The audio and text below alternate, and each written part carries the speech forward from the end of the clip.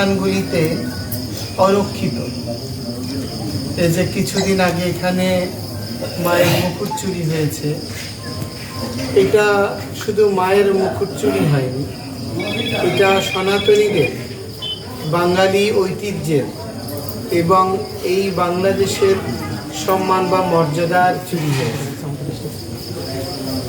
তো যার ফলশ্রুতিতে আমি যে জিনিসটা মনে করি, এই ঘটনাগুলি প্রমাণ করে যে এই ঐতিহাসিক গুরুত্ববহ স্থানসমূহের প্রতি আমাদের দায়বদ্ধতা এবং ডেডিকেশন কত দুর্বল। আমরা যদি ঘরে সামান্য 2-4-5 লাখ টাকার সম্পদ থাকে, তার রক্ষণাবেক্ষণের জন্য অত্যন্ত যত্নশীল হই।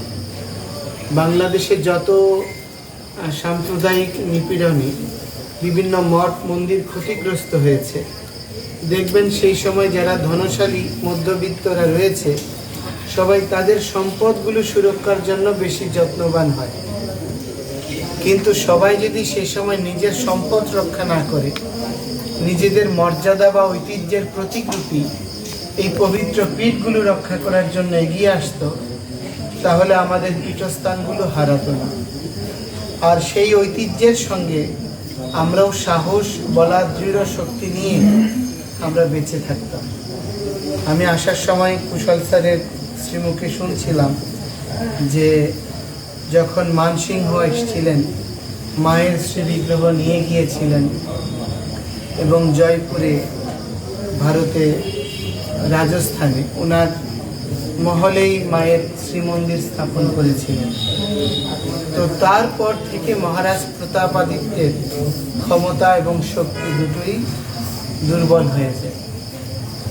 বাঙালি যত বীরদের মধ্যে ওনার মতো বীর অত্যন্ত বিরল।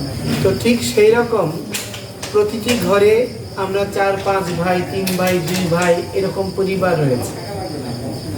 যতক্ষণ পিতামাতা থাকে ততক্ষণ পরিবারের সমস্ত অক্ষশক্তিগুলো একত্রিত থাকে, ভাই বোনেরা একত্রিত থাকে। যখন বাবা মা হারিয়ে যায়, তখন ক্ষুদ্র ক্ষুদ্র পরিবারের জন্ম হয় আর মূল উদ্দেশ্য থেকে আমরা বিচ্যুত হয়ে যাই। তো সেই রকম এই মাতৃপীঠগুলি, আমাদের ঐতিহ্যের তীর্থস্থানসমূহ আমাদের সংরক্ষণের ছত্রস্বরূপ।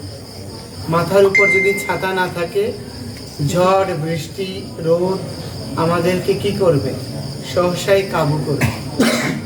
তো সেজন্য আমি আপনাদের সবাইকে অনুরোধ করব, আপনারা সবাই সাতক্ষীরায় বিভিন্ন জায়গায় আছেন, এই মাতৃপীঠকে আধারিত করে তার আশেপাশে আপনারা পল্লী গড়ে তোলেন, সুরক্ষা বেষ্টনী গড়ে তোলেন এবং এখানে একটা নগরায়নের জন্মদান করেন। তাহলে এই মাতৃপীঠে সেবা পূজার মান সুরক্ষিত থাকবে এবং সকলের অংশগ্রহণে এই পীঠভূমি পুনরায় তার স্বীয় মহিমায় জাগরিত হবে। বলতে পারেন, মায়ের পীঠ কি এখন জাগরিত নয়? এই পবিত্র পীঠস্থান নিত্য শাশ্বত, এর মহিমা কখনো ম্লান হয় না, এটি কখনো নির্জীব হয় না। আমার পরমারাধ্য গুরুদেব শ্রীল জয়প্রতাপ স্বামী গুরু মহারাজ বলেছিলেন, ধাম দুভাবে রয়েছে, একটি হচ্ছে ভৌতিক আবরণের দ্বারা, আরেকটি হচ্ছে তার চিন্ময় আবরণের দ্বারা।